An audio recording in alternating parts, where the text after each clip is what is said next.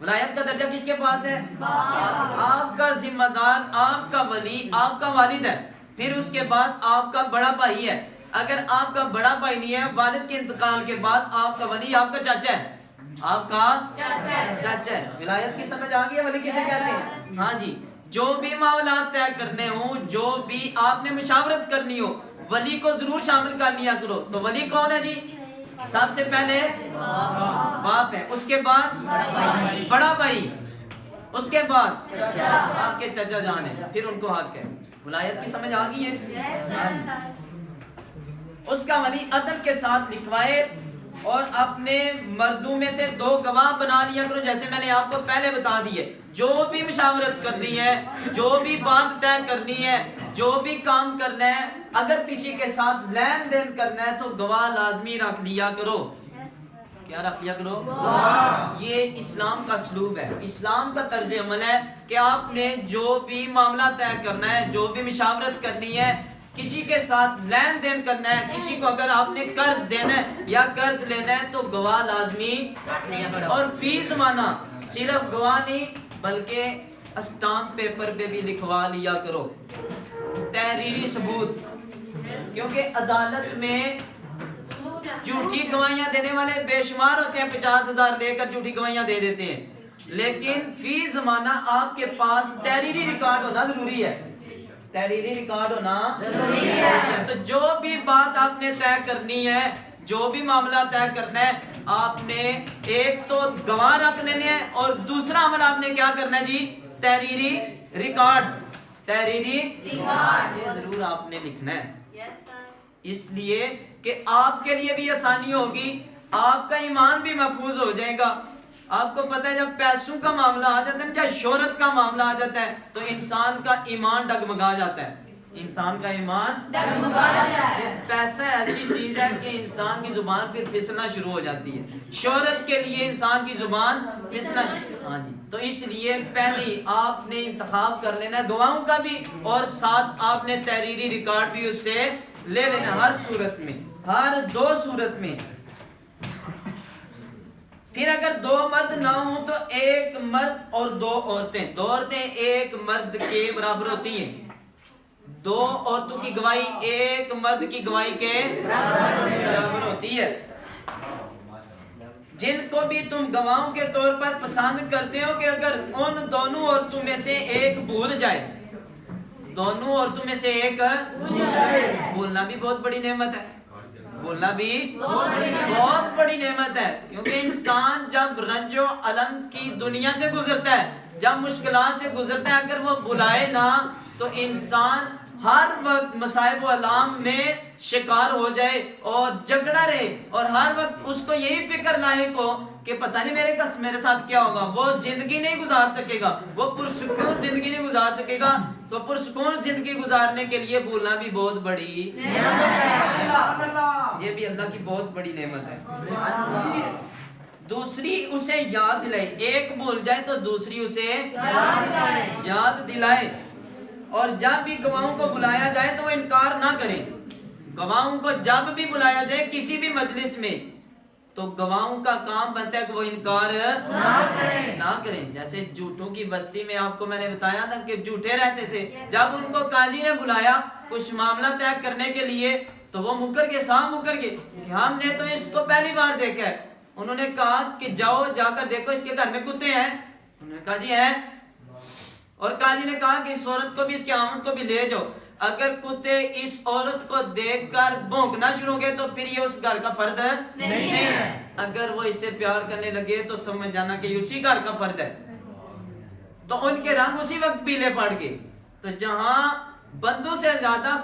کتے سچے ہو جائیں تو اس قوم کا کیا پھر عالم ہوگا، اس کا کیا بنے گا۔ اقبال تیری قوم کا اقبال کھو گیا، ماضی تو سنہرا تھا حال کھو گیا۔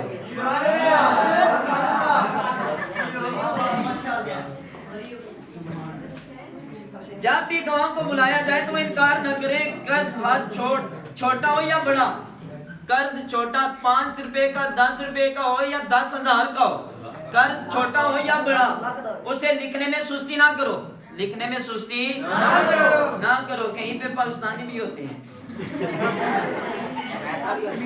اسے لکھنے میں سستی نہ کرو، اس کی مدت کے تعین کے ساتھ، مدت کے جو بات طے ہوئی ہے، جو اس کی مدت مقرر ہوئی ہے، اگر 1 ماہ 2 ماہ یا 3 ماہ یا سال ہے، جتنی مدت طے پائی ہے تعین کے ساتھ، یہ تحریر اللہ کے نزدیک عدل کے قریب ہے، عدل کے قریب ہے، اور گواہی کے لیے زیادہ مستحکم ہے، پکی ہے، گواہی کے لیے زیادہ مستحکم ہے، پکی ہے، اور اس کے زیادہ قریب ہے کہ تم شک میں نہ پڑو، شک میں شک میں کیسے پڑھیں گے جی؟ جب آپ کے پاس کوئی ثبوت نہیں ہوگا،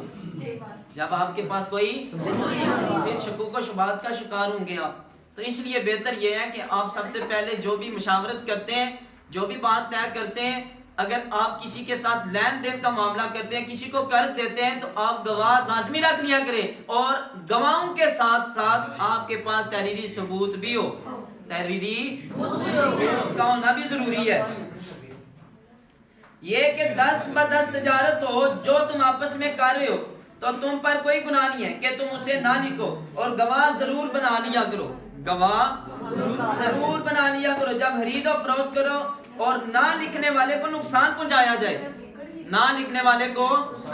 نقصان پہنچایا جائے، اور نہ ہی گواہ کو، اور اگر تم ایسا کرو گے تو یہ بے شک تمہاری طرف سے نافرمانی کی بات ہے، تمہاری طرف سے نافرمانی۔ اللہ تعالیٰ سے ڈرو، اللہ تمہیں سکھاتا ہے، اور اللہ ہر شے کو خوب جاننے والا ہے، واللہ بکل شیء علیم، اللہ تعالیٰ ہر چیز کو بکل ہر چیز کو جاننے والا ہے، علیم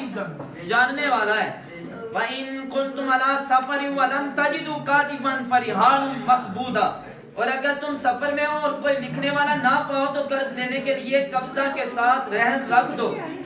فَإِنْ آمَنَ بَعْضُكُمْ بَعْضًا فَلْيُؤَدِّ الَّذِي اؤْتُمِنَ أَمَانَتَهُ وَلْيَتَّقِ اللَّهَ رَبَّهُ وَلَا تَكْتُمُوا الشَّهَادَةَ وَمَن يَكْتُمْهَا فَإِنَّهُ آثِمٌ قَلْبُهُ وَاللَّهُ بِمَا تَعْمَلُونَ عَلِيمٌ۔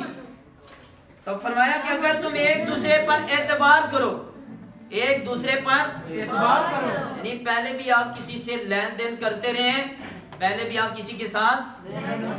لین دین کرتے رہے، تو آپ اسے جانتے ہیں اچھے طریقے سے، آپ کو اس پہ اعتبار ہے، آپ کو اس پہ گناہگار پہ ناصر، سرکار کے چہرے کو خدا دیکھ رہا ہے، سبحان اللہ، اللہ آپ کو دیکھ رہا ہے۔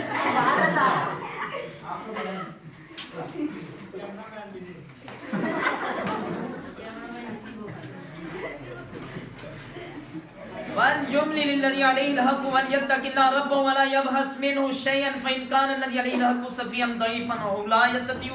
أَنْ يُمِلَّ هُوَ فَلْيُمْلِلْ وَلِيُّ بِالْعَدْلِ وَاسْتَشْهِدُوا شَهِيدَيْنِ مِنْ رِجَالِكُمْ فَإِنْ لَمْ يَكُونَا رَجُلَيْنِ فَرَجُلٌ وَامْرَأَتَانِ مِمَّنْ تَرْضَوْنَ مِنَ الشُّهَدَاءِ أَنْ تَضِلَّ إِحْدَاهُمَا فَتُذَكِّرَ إِحْدَاهُمَا الْأُخْرَى وَلَا يَأْبَ الشُّهَدَاءُ إِذَا مَا دُوا وَلَا تَسْأَمُوا أَنْ تَكْتُبُوا صَغِيرًا أَوْ كَبِيرًا إِلَى أَجَلِهِ ذَلِكَ مَقْصَدُ عِندَ اللَّهِ وَأَقْوَمُ لِلشَّهَادَةِ وَأَدْنَىٰ أَلَّا تَرْتَابُوا إِلَّا أَنْ تَكُونَ تِجَارَةً حَاضِرَةً تُدِيرُونَهَا بَيْنَكُمْ فَلَيْسَ عَلَيْكُمْ جُنَاحٌ أَلَّا تَكْتُبُوهَا۔